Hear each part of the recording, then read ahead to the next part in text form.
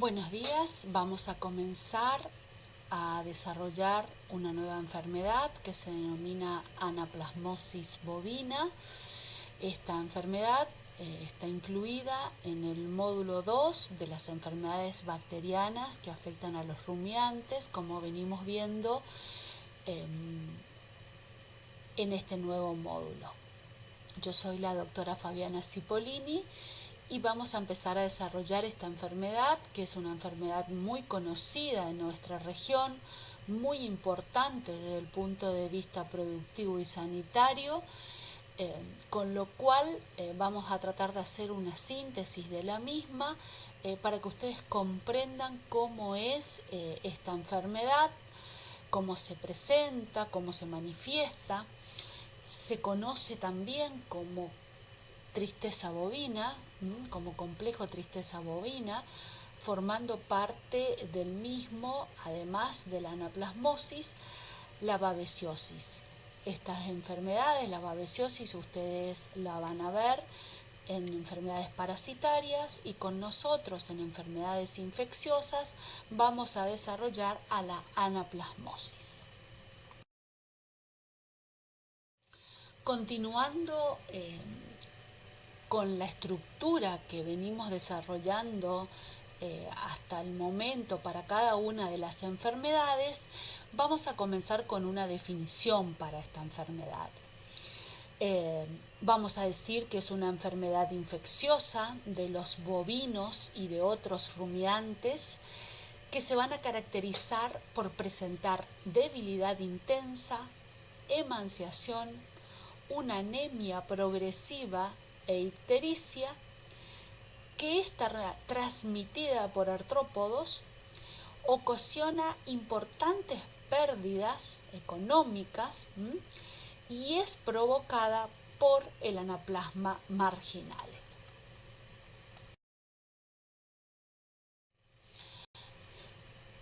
Siguiendo con el orden, vamos a desarrollar la etiología, y como ustedes podrán observar en las distintas imágenes que están presentes en esta diapositiva, van a ver que están dentro de los glóbulos rojos. Es una bacteria que se va a ubicar dentro de los glóbulos rojos, es intraeritrocitaria. Es una bacteria pequeña, es una gram negativa, es basófila y se localiza hacia los extremos de los glóbulos rojos, por eso se denomina marginale. Podemos decir que esta bacteria fue descubierta en Sudáfrica en el año 1910 por Taylor, quien describió a este agente presente dentro de eritrocitos de bovinos que tenían una anemia aguda, y fue el que pudo diferenciar de la fiebre de Texas, que era la producida por las babesias. Al año siguiente descubre otra especie que era menos patógena que el anaplasma marginale y que se localizaba en el centro, dentro de los glóbulos rojos, y lo denominó anaplasma centrale en el año 1911. Desde esa época hasta ahora la estudiábamos al anaplasma marginale, pero recién en el año 2001 y 2003 es que se la reclasifica dentro del orden rickettsial, con lo cual nosotros estudiamos como una rickettsia que pertenece a la familia Anaplasmataceae, del género Anaplasma, donde hay varios géneros dentro de esta familia, y nosotros, como por ejemplo el género de la Ehrlichia, que lo conocen ustedes también, y nosotros vamos a trabajar o a desarrollar o a presentar principalmente el anaplasma marginale, que es el anaplasma más patógeno, para el bovino. El anaplasma centrale va a ser de gran utilidad y lo vamos a ver nosotros también, porque es el que se utiliza para las vacunas, porque nos da una inmunidad cruzada con el anaplasma centrale, y el anaplasma ovis, que tiene importancia para los ovinos y para los caprinos. ¿Qué tenemos que recordar de este anaplasma? Que se caracteriza como toda la riqueza porque no tiene la cromatina organizada en un núcleo con membrana limitante y carece de retículo endoplasmático. Otra cuestión importante que tenemos que recalcar es que son poco resistentes en el medio ambiente y a la desecación, a la luz solar directa, al calor a 60 grados centígrados, y los desinfectantes de uso corriente los destruyen. Entonces debemos recordar que son parásitos, o sea, son bacterias intracelulares obligadas, que lo más importante es que producen corpúsculos de inclusión, que es la forma patógena, y es lo que nosotros vamos a observar al microscopio, justamente, que es una forma de diagnóstico como vamos a ver más adelante. Otra cosa importante a destacar es que cuando observamos a la bacteria dentro de los glóbulos rojos, también tenemos que destacar a los glóbulos rojos, como pueden observar en una de las imágenes, que se encuentran en forma estrellada. Esto tiene que ver con la actividad que está teniendo la médula ósea en cuanto a la producción de esos glóbulos rojos, porque decíamos que al estar dentro de los mismos, el sistema inmune no lo reconoce y con lo cual se produce una anemia, lo vamos a ver más adelante, con una excesiva destrucción de glóbulos rojos, con lo cual el organismo trata de compensar produciendo más glóbulos rojos. Entonces vamos a ver en distintos grados de evolución glóbulos rojos jóvenes, o también aquellos estrellados que se están que son viejos también.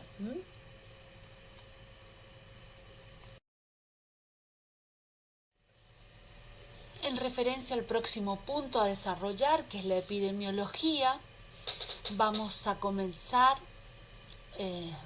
nombrando lo que es la distribución mundial.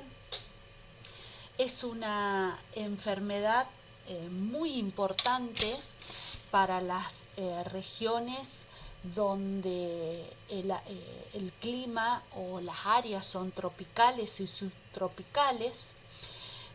Está presente en América del Norte, en África, en Oriente Medio, parte sur de Europa, Lejano Oriente, Australia y América Latina. Principalmente tiene que ver la presencia, como decíamos, de una zona tropical y subtropical como región endémica, donde no solo va a estar presente esta enfermedad, sino también los vectores, las enfermedades que transmiten esta enfermedad, ¿no es cierto? Es muy importante aclarar que en estas regiones donde la enfermedad se comporta en forma zoótica, donde es común encontrar los rodeos, se comporta de una manera diferente a la presentación, como vamos a ver más adelante, de la enfermedad como brotes. La tasa de morbilidad y de mortalidad va a depender justamente del área o región donde nosotros nos encontremos, teniendo en cuenta que en la región del NEA es considerado uno de los problemas sanitarios más importantes debido al impacto económico que produce que afecta o que produce en la producción bovina, donde las principales pérdidas se van a deber no solo a la mortandad de los animales, sino también a los abortos, a los costos de tratamiento, a la disminución de todos los índices productivos, a los honorarios profesionales, entre otros. Entonces, estas tasas de, como decíamos, de mortalidad y de morbilidad va a depender de la región donde nos encontremos. En la próxima diapositiva vamos a hablar específicamente de lo que pasa en la Argentina, así que voy a continuar este punto más adelante. Pero quiero avanzar sobre lo que es en sí la cadena epidemiológica. ¿Cuál es la fuente de infección? La fuente de infección son los animales infectados, ¿sí? Nosotros buscamos que en nuestra región donde es enzootica la enfermedad, donde es común encontrar, que los animales tomen contacto con el agente infeccioso, en este caso con el anaplasma, para que de esa manera logren una inmunidad, ¿sí? Entonces, ese animal, cuando es adulto, es un animal portador sano. ¿Cuáles van a ser? Eso pasa en nuestra región donde es enzootica. El problema es cuando vienen animales de una zona donde no es conocida, ¿sí?, la enfermedad, ¿sí?, donde no existen los vectores que puedan transmitirla. Entonces, de esa manera, al estar cerca de un animal que tiene el agente infeccioso, de una fuente de infección, de un animal infectado, se puede transmitir. ¿Y cómo lo puede ser? A través de la puerta de salida de piquetes, de punciones, porque el vehículo de eliminación va a ser la sangre, ¿sí?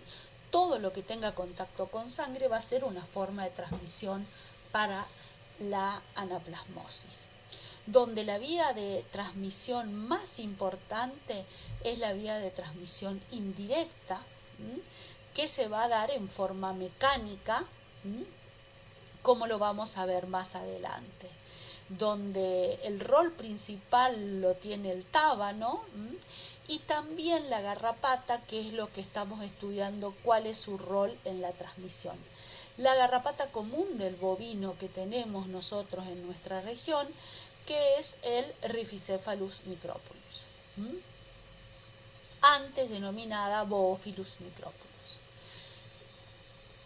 También este punto vamos a desarrollar más adelante, donde la puerta de entrada va a ser la inoculación y donde los huéspedes susceptibles va a depender de la especie que estamos hablando, justamente de los bovinos, ¿sí?, donde también cuando hablamos del bubalino, lo que nosotros hemos comprobado a través de investigaciones que hemos hecho en nuestro grupo de trabajo, es el que el búfalo se infecta con el anaplasma, pero en realidad no manifiesta clínicamente la enfermedad, ¿sí? Entonces, digamos que la importancia del punto de vista epidemiológica la van a tener los bovinos. La edad. La edad es un factor importante a tener en cuenta, como lo nombramos más adelante con la fuente de infección, porque consideramos que los animales jóvenes, menores del año, son animales que se infectan con el agente infeccioso, pero que generalmente no manifiestan clínicamente la enfermedad, debido a que tienen el anticuerpo calostral que le ha pasado a la madre, donde esa misma inmunidad hace que pueda frenar la multiplicación del agente infeccioso, con lo cual se infecta y le confiere la inmunidad necesaria que buscamos.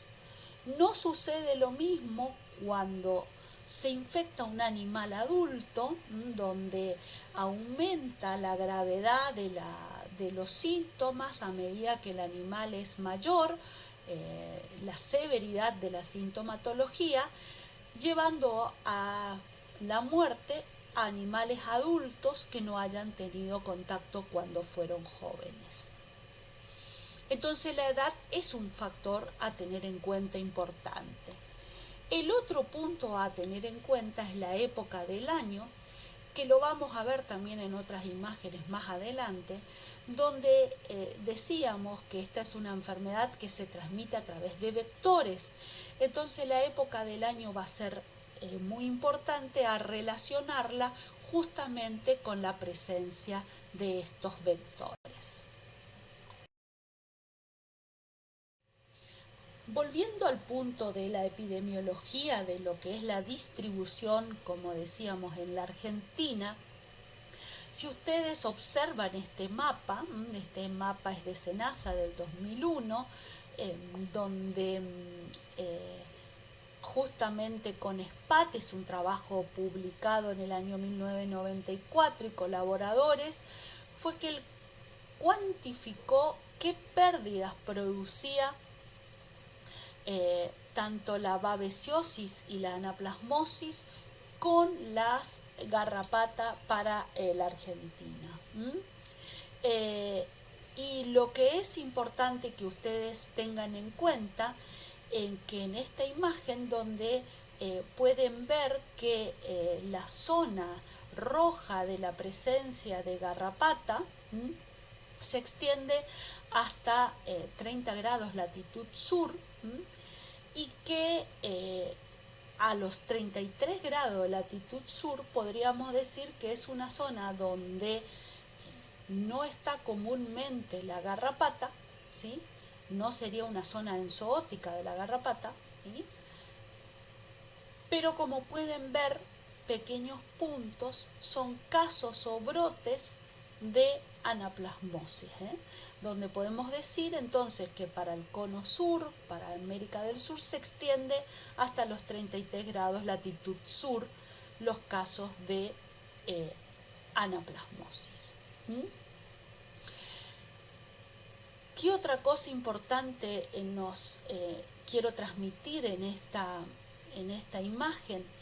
Que podemos discutir si la garrapata se extiende hasta esa zona o no, si descendió o no. Ese no es el punto que quiero desarrollar, pero sí tener en cuenta que en la zona donde tenemos garrapata, la zona que está pintada, es la zona donde se encuentra la mayor cantidad de bovinos o la neta producción de cría del país, y que es una zona donde es endémica la presencia de esta enfermedad.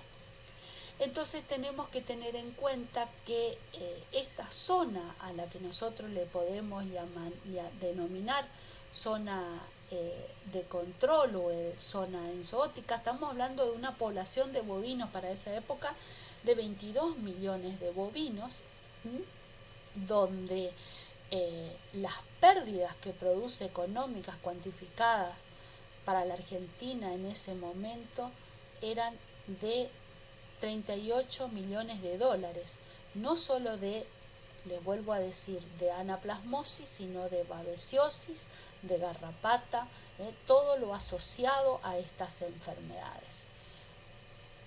Con lo cual es muy importante, fíjense desde la época de los años que estamos hablando hasta nuestro caso, sigue siendo importante estas dos enfermedades, tanto la babesiosis como zona estrechamente ligada a la presencia de la garrapata, del Rhipicephalus micropulus, denominado actualmente, donde la única forma de transmisión de la babesia es a través de la garrapata porque cumple un ciclo dentro de la misma, no así en el caso de la anaplasmosis, donde la transmisión más importante que se da es la transmisión de tipo mecánica y que tiene que ver con un contacto con sangre, y pueden ser los casos que ustedes ven de brotes de esta enfermedad en zonas donde no están los vectores,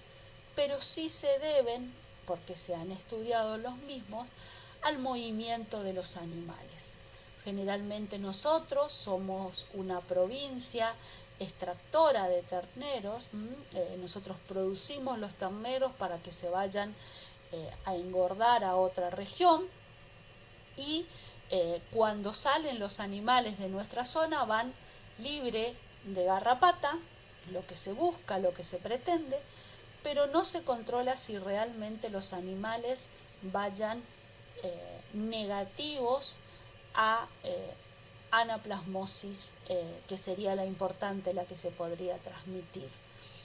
Con lo cual llevan en sangre al agente infeccioso, que por lo que estuvimos nombrando nosotros buscamos que el ternero tenga anticuerpos contra anaplasma, con lo cual tome contacto y lleva en la sangre este anaplasma. El estrés del viaje llega a una región diferente, con un clima diferente, generalmente se produce el destete del mismo con el traslado, con lo cual la inmunidad del animal se quiebra y hace que eso que estaba controlado, ese agente que estaba controlado por el sistema inmune, se descontrole, se empiece a multiplicar, y cualquier actividad de manejo, ¿sí?, en el origen, en el destino, hace que haya una transmisión de un animal a otro, y de esa manera se puedan presentar los brotes en regiones como ustedes ven, provincia de Buenos Aires, Entre Ríos, Córdoba, La Pampa.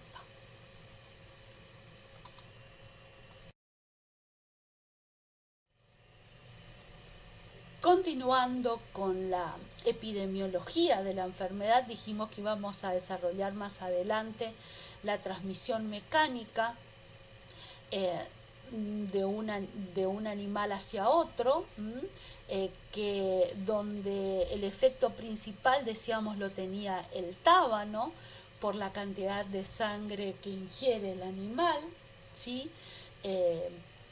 Donde también juega un rol, decíamos, las moscas, los mosquitos, la mosca brava, y el rol que tiene la garrapata, el Rhipicephalus, es lo que estamos estudiando hasta este momento por la especie que nosotros tenemos, donde cómo se transmite la enfermedad, porque ustedes tienen que tener en cuenta que la garrapata, el Rhipicephalus micropulus, cumple su ciclo, lo van a estudiar en enfermedades parasitarias, en un solo bovino. No se mueve de un animal a otro, ¿sí? Con lo cual estamos estudiando para explicar cómo es la transmisión de anaplasma en la garrapata. Se cree que sabíamos que era transestadial, o sea, de un estadio a otro, y lo que se está estudiando actualmente es si esta transmisión también podría ser transovárica.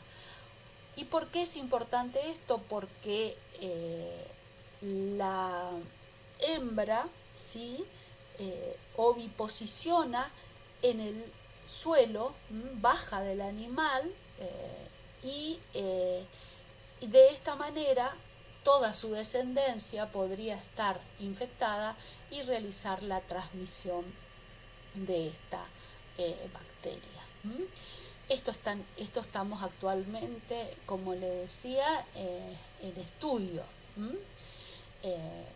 Pero sí sabemos cuál es la transmisión que se produce en las otras especies de vectores, en los otros vectores. Y sí, el rol preponderante desde el punto de vista iatrogénico que tenemos nosotros los veterinarios o los empleados que trabajan en el campo, debido a que todo animal que tenga contacto con algún instrumento que tenga sangre y si no se desinfecta puede llevar de uno hacia otro.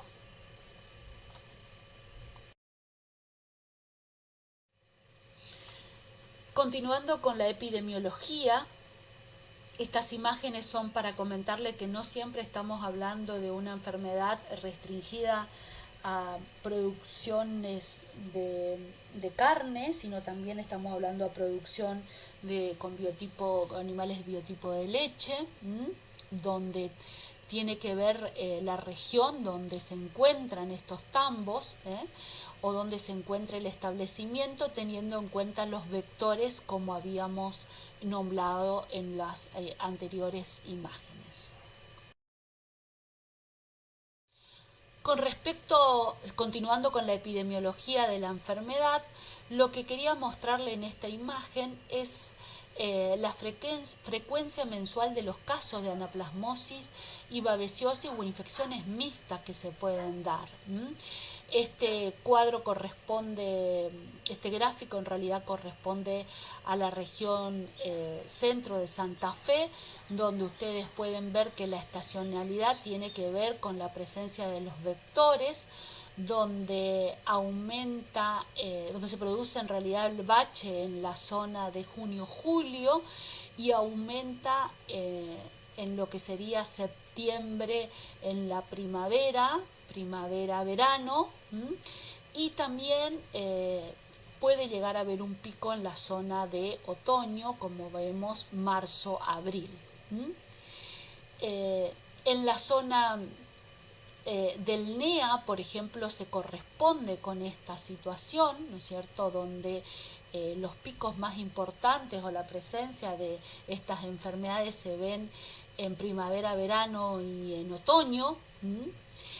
No así en el caso como el NOA, que los casos descriptos que tiene es más fuerte o más importante en la zona de primavera, de otoño, a partir de enero,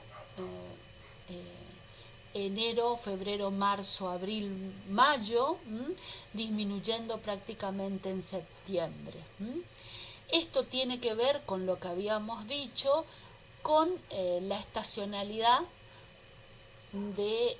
no solo del punto de vista climático, sino también que va de la mano con los vectores o transmisores de la enfermedad. Como verán, seguimos hablando de epidemiología porque es una de las partes o de las cuestiones más importantes de esta enfermedad que puedan comprender. Y para cerrar epidemiología, me gustaría recalcar la importancia que tiene la tríada epidemiológica, donde nombramos que el ambiente juega un rol muy importante porque va a depender de la época del año que estamos transcurriendo, como por ejemplo en este 2020, donde la seca es lo que caracteriza a nuestra región, o a la mayoría de las regiones. Justamente al condicionar el ambiente, la cuestión climática va a condicionar justamente también a los vectores que son los que van a transmitir esta enfermedad, ¿no es cierto? Como decíamos, a todos los vectores, no solo la garrapata, sino también los tábanos, las moscas. Al huésped, que el bovino en esta situación va a estar a la falta de agua, a la disminución de la condición corporal, a la situación de estrés que se va a someter no solo porque falta agua, porque no llueve, porque no hay pasto, porque va a ser necesario en algunos campos suplementar. O sea, todas condiciones donde van a inmunodeprimir a este huésped cuando se confronta justamente con este agente infeccioso que decimos que es el anaplasma, que va a depender justamente de cuándo este huésped toma contacto con el agente, Y acá viene el término que quiero recalcar, que es la estabilidad enzootica. La estabilidad enzootica es cuando más del 75% de los animales del rodeo tomó contacto con los agentes, se refiere tanto a Babesia como a Anaplasma, siendo ellos terneros menores del año, donde tomaron contacto y donde no se produjo generalmente la enfermedad y pasaron a ser portadores sanos para su vida.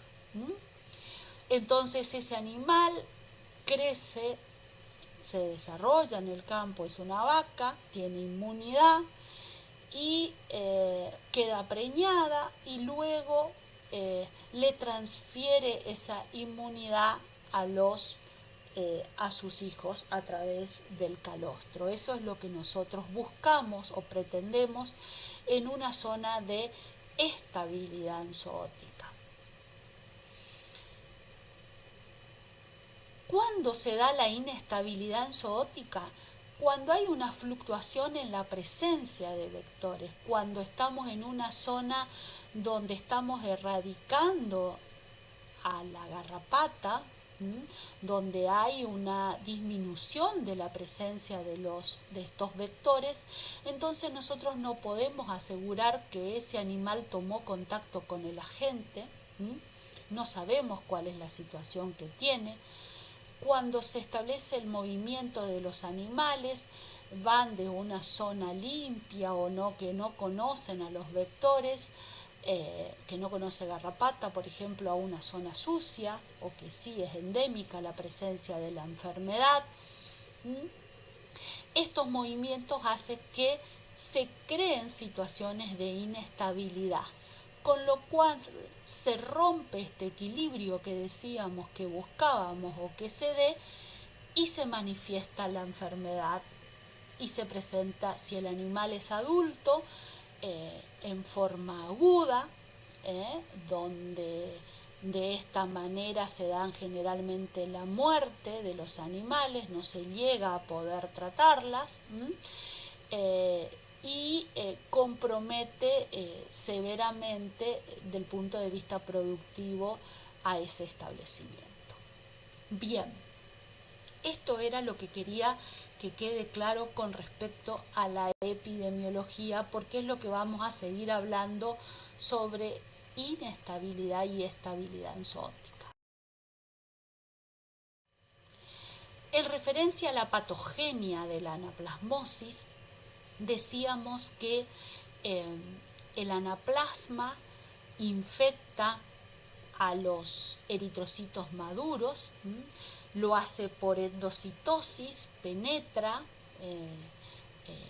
al glóbulo rojo y por fisión binaria se divide de 2 a 8 cuerpos infectados iniciales y por exocitosis salen estos cuerpos iniciales e infectan a otros eritrocitos. Este proceso dura entre 24 a 48 horas. Una cuestión importante a tener en cuenta es que cuando los cuerpos infectantes, los corpúsculos iniciales, ¿sí? Salen del glóbulo rojo, no lo destruyen. Lo que hacen es lesionar nada más la membrana, con lo cual activan al sistema inmune del animal, donde estimulan a que los macrófagos destruyan estos glóbulos rojos, y de esta manera es que producen distintos el sistema retículo endotelial se activa produciendo reactivos inflamatorios, con lo cual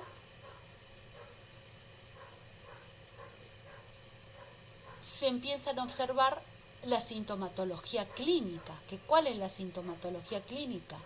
Lo primero que podemos llegar a observar es fiebre, esos reactivos inflamatorios van a producir una fiebre, Cuando esos glóbulos rojos sean fagocitados y haya más del 15% de los glóbulos rojos del eritrocito infectado, vamos a observar clínicamente la anemia. Esa anemia, si progresa en el tiempo,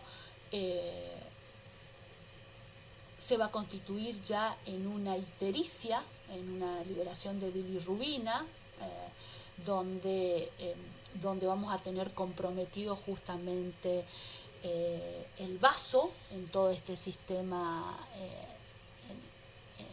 en la respuesta que va a producir al organismo, el vaso, el hígado, el riñón como filtro, y que este animal, ¿sí?, que logra sobreponer esta enfermedad, que no se muere, se comporta como un reservorio, ¿no?, donde el sistema inmune trata de frenar esta multiplicación, ¿sí?, y quedan los glóbulos rojos parasitados o infectados. Por eso se denomina que el portador se convierte en un reservorio.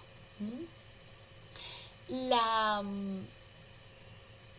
patogenia de esta enfermedad no es complicada, es sencilla, es una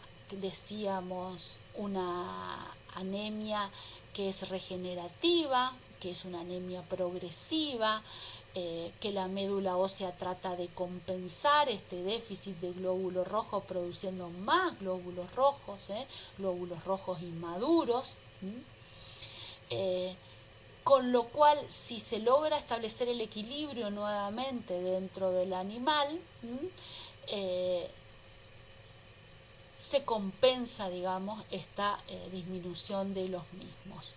Por eso es un dato muy a tener en cuenta, es la relación directa no solo de la presencia del agente infeccioso dentro de los glóbulos rojos, sino también del compromiso que haya en referencia a la anemia, de la cantidad de glóbulos rojos infectados que estén y la destrucción de los mismos. Bueno, en referencia a los síntomas, el periodo de incubación es de 1 a 3 semanas, donde el curso generalmente es de 15 días, el curso agudo, que se puede presentar en los animales adultos, donde decíamos que lo primero que nos vamos a encontrar es una hipertermia marcada de 40 grados, 40,5 grados, donde vamos a ver un decaimiento, una anorexia, el animal se separa del grupo, vamos a empezar a observar la anemia en las distintas mucosas. Si avanza, decíamos que podemos observar una ictericia. Es característica la coprostasia, vamos a ver en algunas imágenes, la orina oscura, pero no la presencia de la hemoglobinuria. Va a haber una pérdida de peso marcada, y si la hembra estaba preñada podemos encontrar el aborto generalmente en el último tercio de la gestación, pero como consecuencia de la fiebre.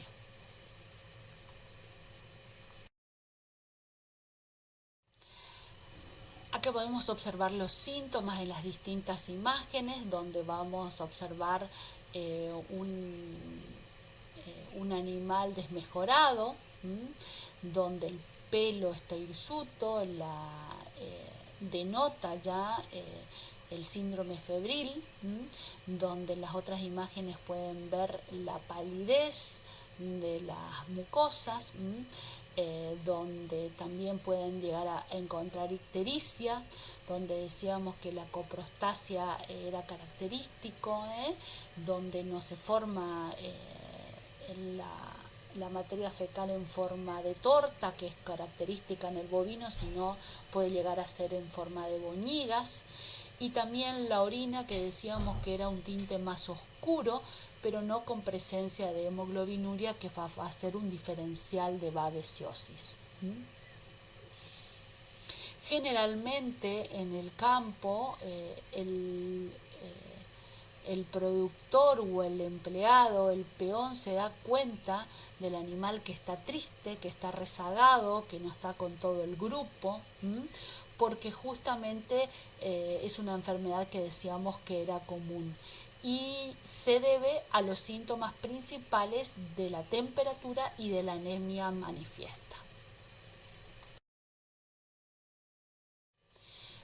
Dentro de lo que son las alteraciones anatómicas más importantes, vamos a nombrar la ictericia y la palidez de los tejidos.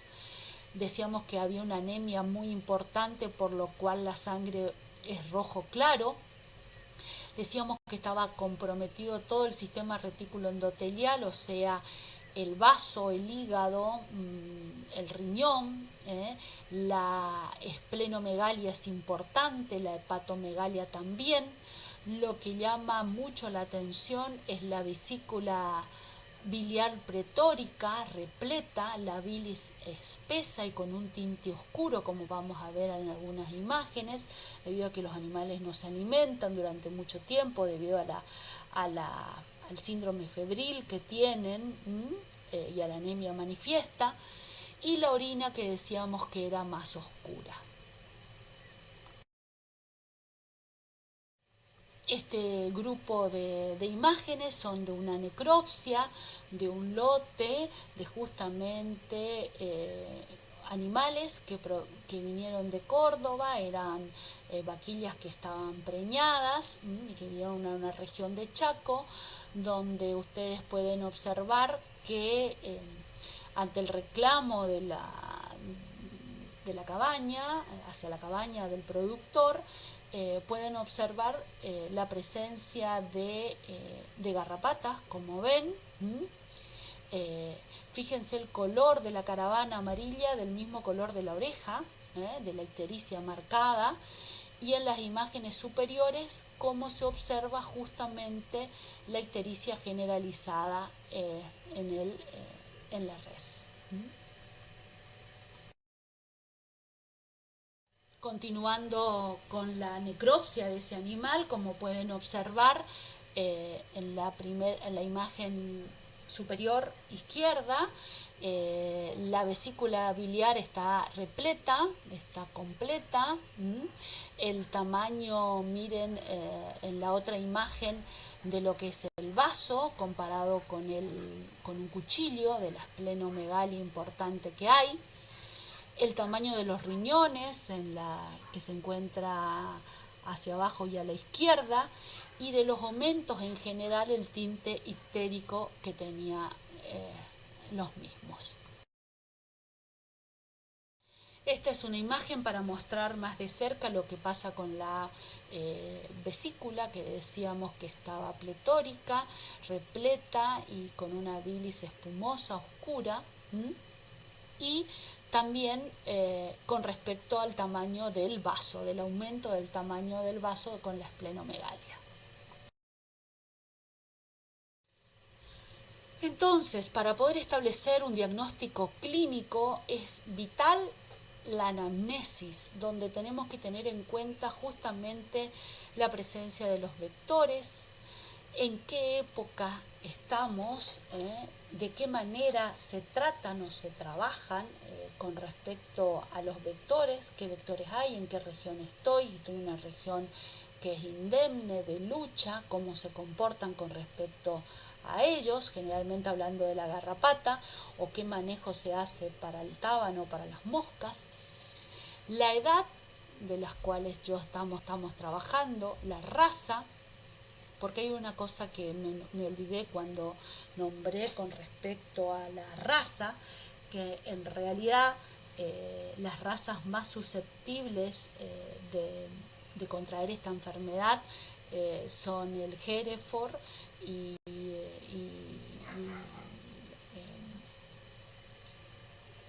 el holando argentino, ¿sí?, desde el punto de vista con respecto a razas, y podemos decir que las más resistentes serían las razas índicas, y que las cruzas estarían intermedias, pero en realidad no en sí a la anaplasmosis, sino el rol preponderante que tienen en general las razas índicas en referencia a los vectores.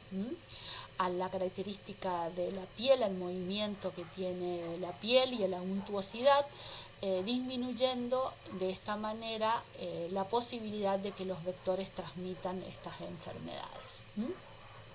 Salvado este punto de razas, importante los trabajos anteriores que se han realizado, se hubieron vacunaciones, se hubieron cuestiones de manejo donde hubo contacto con sangre. Para lo cual, ante la sospecha de la enfermedad, necesito tomar muestras, porque es muy importante tomar muestra y enviarla al laboratorio. Entonces, ¿qué voy a tomar del animal vivo? Voy a tomar la sangre periférica de la punta de la cola o de la punta de la oreja para poder hacer un frotis fino, ahora vamos a ver más adelante. Sangre entera para poder relacionar la presencia del agente infeccioso con el hematocrito y poder mandar sangre con anticoagulante para que en el laboratorio se puedan hacer los frotis. Esto es importante si nosotros no somos muy duchos para que el frotis nos salga experimentados, que el frotis salga de buena manera, entonces es importante que podamos, que el laboratorista pueda realizarlo en su laboratorio para no perder el diagnóstico de ese animal. Si fuera el animal muerto, debería tomar sangre periférica de las extremidades para hacer un frotis fino, o bien hacer impronta de órganos, como decíamos, del riñón, del corazón, del hígado, del vaso. Para tomar muestras de los animales es importante contar con los materiales necesarios, que van desde agujas, jeringas, portaobjetos, anticoagulante, microhematocrito si puedo tomar para tomar la muestra, una caja para poder llevar los portaobjetos o poder envolverlos en papel higiénico, como ustedes pueden observar ahí. Tener un lápiz para poder escribir e identificar en cada uno de los frotis que hago conforme a la planilla que voy llevando, y por supuesto los guantes. Después van a ver también, se adjunta unos videos donde explican en detalle cómo sería la toma de muestra. Esta es una secuencia de preparación del material, preparando los portaobjetos para tomar la muestra, un tubo con anticoagulante y otro sin anticoagulante, y la jeringa preparada para tomar la muestra de sangre. Esta serie de imágenes es para tomar una secuencia de la toma de muestra, donde la punta de cola corto un poco los pelos, puedo cortar con una tijera la punta de la cola, o bien hacer con una aguja, hacer tomar una gota de sangre. Esa gota de sangre se descarga en el porta y de esa manera se hace el frotis. En esta imagen es cómo se hace el frotis con la gota, con una gota, cómo se desliza un porta sobre el otro, dando el ángulo necesario para que nos quede un frotis fino y la gota gruesa. En este caso lo que se está tomando es una extracción de sangre, se está haciendo de la cola, que se puede tomar en las imágenes superiores tanto de la arteria como de la vena coccigia, para acompañar al laboratorio, o también se puede hacer de la yugular. Y luego en la otra imagen descargando por las paredes del tubo para evitar la hemólisis. Una vez que descargamos la sangre en el tubo que tiene anticoagulante, hacemos movimientos de rotación y luego tomamos con el microhematocrito una muestra. Y en la otra imagen es cómo debería cómo debería llegar una muestra al laboratorio, tanto de frotis como de microhematocrito, como el tubo con anticoagulante.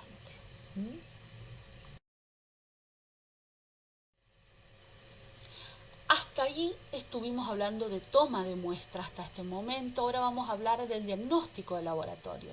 Tomamos la muestra, esa muestra, ese frotis fino,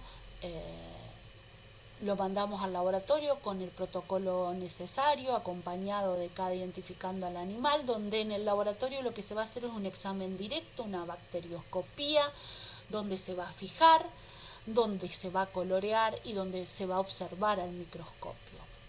Es importante aclarar que para considerar un animal positivo a anaplasmosis, tiene que tener un porcentaje de glóbulos rojos infectados, parasitados, no la sola presencia del mismo podemos decir que tiene anaplasmosis, porque acuérdense que nosotros estamos en una región enzoótica y buscamos que nuestros animales tengan ese glóbulo rojo. Por eso es el glóbulo rojo infectado, por eso es necesario que acompañemos al dato de la cantidad de eritrocitos infectados, el grado de anemia con el dato del hematocrito del animal para poder relacionarlo y de esa manera poder hacer un diagnóstico certero de la situación. ¿Sí? Ante casos de sospecha de anaplasmosis, el diagnóstico etiológico, el diagnóstico por bacterioscopía es lo indicado. Ante brotes de la enfermedad, la forma de diagnosticarla es identificando el agente infeccioso, que puede ser que esté solo o puede estar también en el caso de babesiosis. Es importante que tengan en cuenta este punto donde ante la sospecha yo tengo que tomar una muestra y mandar al laboratorio. Y después, si ustedes ven que está comprometido el animal, hago el tratamiento necesario teniendo en cuenta que cualquiera de las dos enfermedades puede hacer. Pero antes de tratar tengo que tomar la muestra para después poder confirmar con el laboratorio. El diagnóstico serológico, o sea, evaluando la inmunidad que tiene contra anaplasmosis, sirve cuando yo estoy hablando de una situación de rodeo a nivel poblacional, evaluar qué pasa con la inmunidad, ese término que hoy nombrábamos de inestabilidad enzoótica o de estabilidad, si mi rodeo realmente tiene anticuerpos contra la enfermedad o no tiene y necesito vacunar. Para eso uso el diagnóstico serológico, para la inmunidad poblacional, ¿sí? Y tengo dos técnicas que se utilizan, que es el CAR-test, que es una técnica cualitativa, dice si hay o no hay título de anticuerpo, y el ELISA, que sí es una técnica cuantitativa que mide cuánto de protección tiene. ¿Está? Entonces, cuando yo recomiendo una situación, un diagnóstico serológico, cuando yo no sé cómo está el rodeo, ¿sí?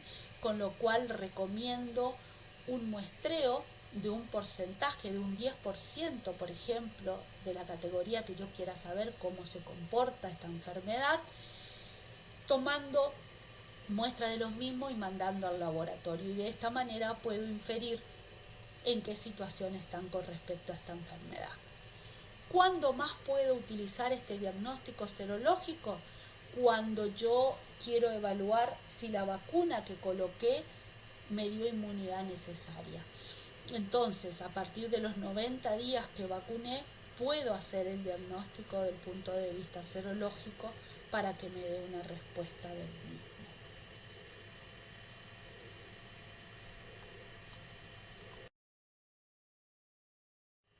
El diagnóstico diferencial, ¿con quién lo voy a hacer?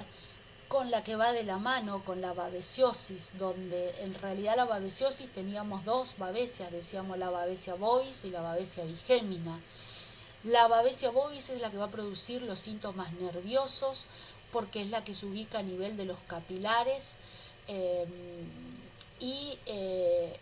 nivel de los capilares de la masa cerebral, digamos, del encéfalo, con lo cual produce síntomas nerviosos, decíamos, no así importantes como en el caso de la Babesia bigémina, donde lo preponderante es la anemia y la fiebre. ¿Cómo diferencio estas dos enfermedades? De la única manera es con un frotis, buscando justamente en el glóbulo rojo qué se encuentra, si se encuentra babesia o se encuentra anaplasma.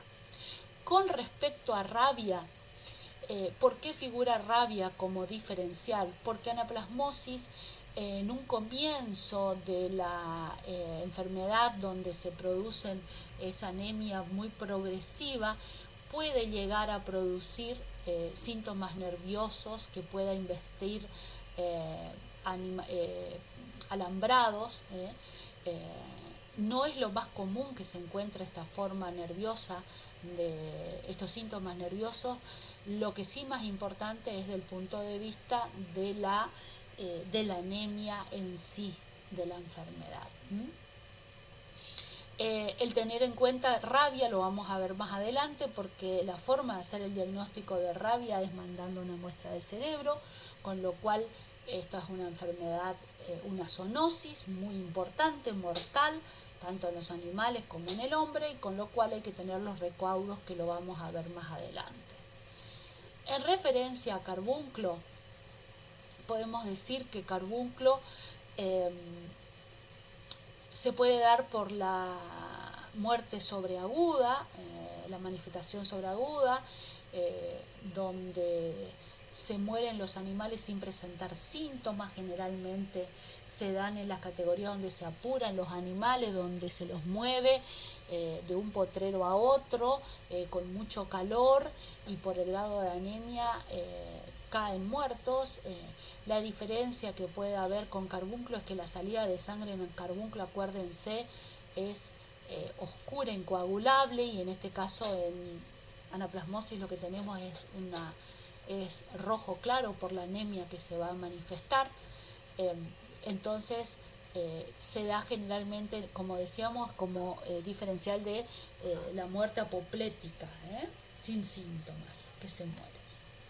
Bien, en el caso de la leptospirosis sí tenemos que hacer un diferencial, y lo vamos a trabajar la próxima clase, porque justamente esta es una bacteria que produce síntomas similares, produce una anemia hemolítica, donde también produce ictericia. La diferencia está que depende de la categoría que nosotros estemos hablando. El leptospira va a producir aborto en el último tercio de la gestación, o en los animales jóvenes estas características muy similares a anaplasmosis. El diferencial lo podemos construir también de la manera, podemos confirmar con el laboratorio, pidiendo un diagnóstico serológico para leptospira, pudiendo saber, de esta manera poder confirmar realmente que se trata de esta enfermedad. La otra enfermedad común para nuestra región, que es el botulismo, como ustedes ya lo vieron, se produce esa debilidad de los miembros, donde el animal cae y no se puede levantar, la parálisis desde el punto de vista flácida, que puede llegar a confundirnos por una anemia de que el animal no se quiera incorporar, y en realidad va a tener que ver también la zona donde se encuentra.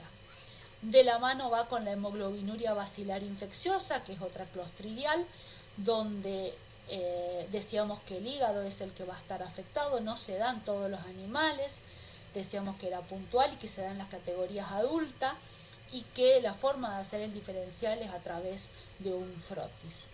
Como ven, son varias las enfermedades que pueden integrar este diferencial de la anaplasmosis. Cuando nosotros nombramos al tratamiento de la anaplasmosis, decimos que el tratamiento de elección es con antibiótico, con la tetraciclina, donde la oxitetraciclina, con los animales cursando en forma clínica como un brote de la enfermedad, forma aguda, tenemos que aplicar la que es de acción rápida, que es de 10 a 15 miligramos por kilo en forma endovenosa, o bien la de larga acción, que es 20 miligramos por kilo intramuscular.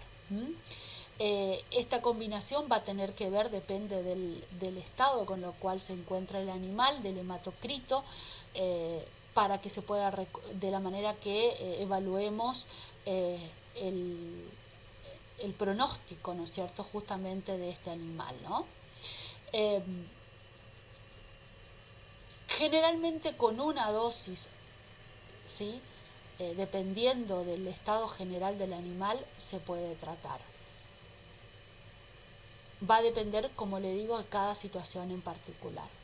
La otra droga que se utiliza, que es el imidocarbo, a la dosis de 4 miligramos por kilo, se está utilizando mucho en nuestra región porque es la que se puede utilizar para las dos, para el complejo en sí, porque se puede utilizar para babesia y para anaplasma. La cuestión importante a tener en cuenta de esta droga, del imidocarbo, es el periodo de carencia del retiro de la droga de sangre por el destino de los animales. También podemos aplicar estas drogas como protección temporal, o sea, si tenemos que llevarlo a una zona donde hay vectores, podemos colocarle estas drogas para evitar que el animal se enferme, o también podemos eliminar la infección aplicando repetidas dosis de oxitetraciclina o de imidocarbo. Si el animal tiene mucho valor, podemos recomendarle al productor que todo lo que lo ayude a la producción de glóbulo rojo, a esa médula ósea que pueda producir más glóbulo rojo, como complejo B12, hierro, cobre, es posible de aplicarlo, hasta inclusive en algunos casos de los animales que tienen mucho valor, teniendo en cuenta todos los recaudos necesarios, la transfusión de sangre. Y el otro punto a tratar, que ustedes lo van a ver en otra materia, que es enfermedades parasitarias, la reducción de la transmisión de los vectores.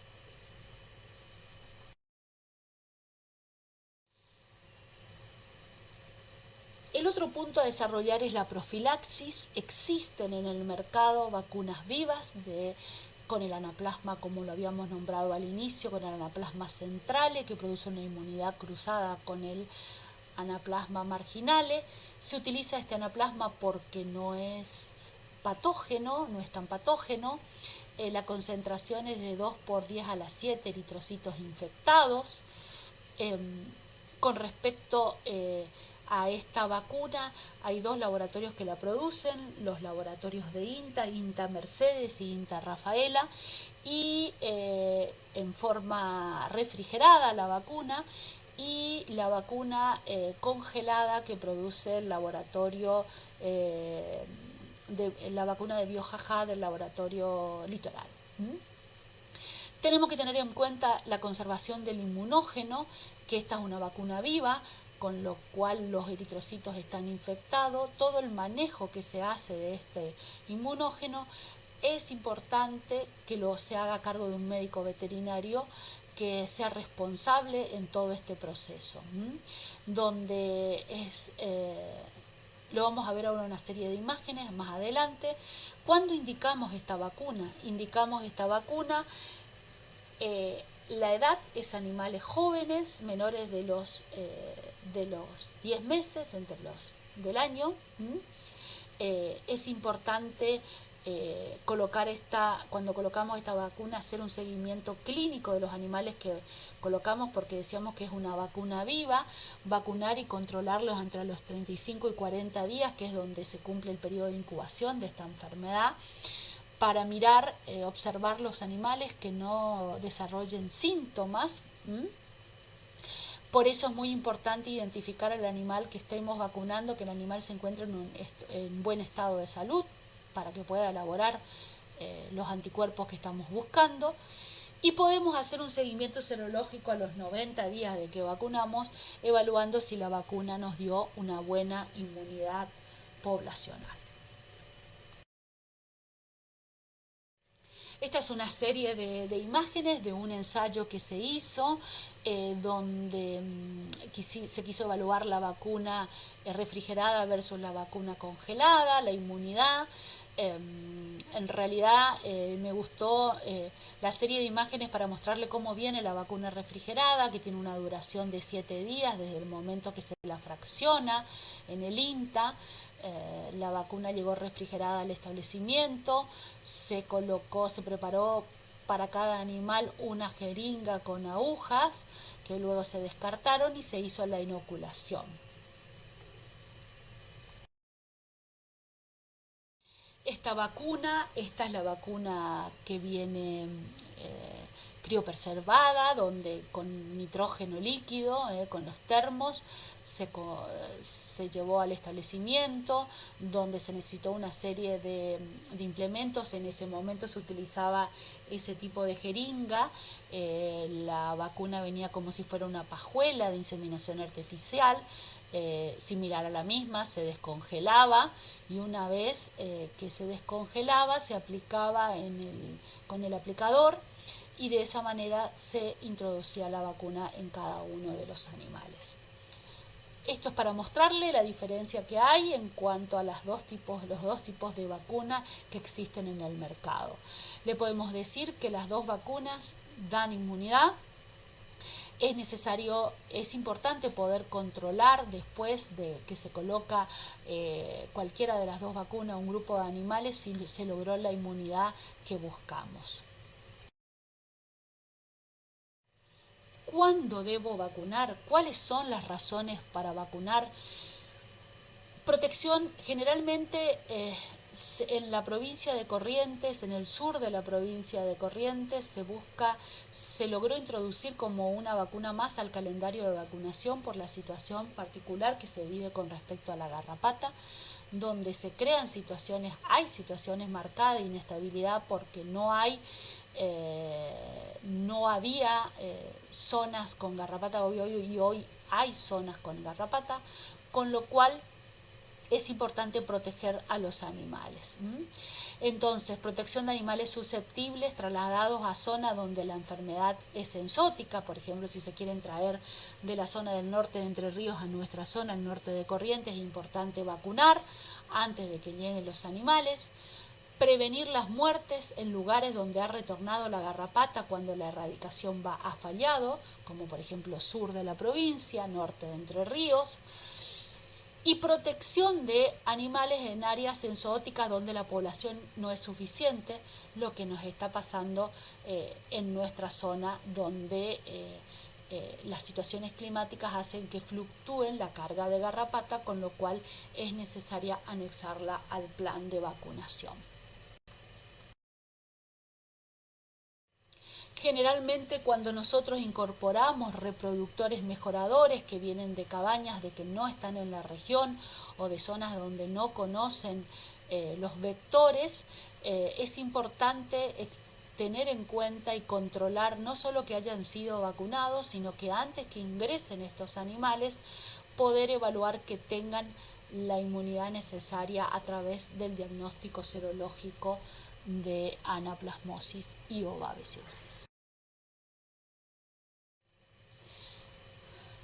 Para resumir esta enfermedad, es importante que tengan en cuenta que es una enfermedad de relevancia para nuestra región, para toda la región de cría del país, que hay cosas que todavía no comprendemos del punto de vista de la epidemiología, la estamos estudiando, como es el caso de la transmisión a nivel de lo que sucede en la garrapata, donde la transmisión mecánica indirecta es la más importante a través de los vectores y de nosotros los veterinarios a través de los usos de jeringas, de mochetas, todo lo que tenga contacto con sangre, que es importante que trabajemos sobre una inmunidad poblacional buscando que los animales estén protegidos de jóvenes para de esa manera tener la inmunidad necesaria cuando se confronten en su vida adulta.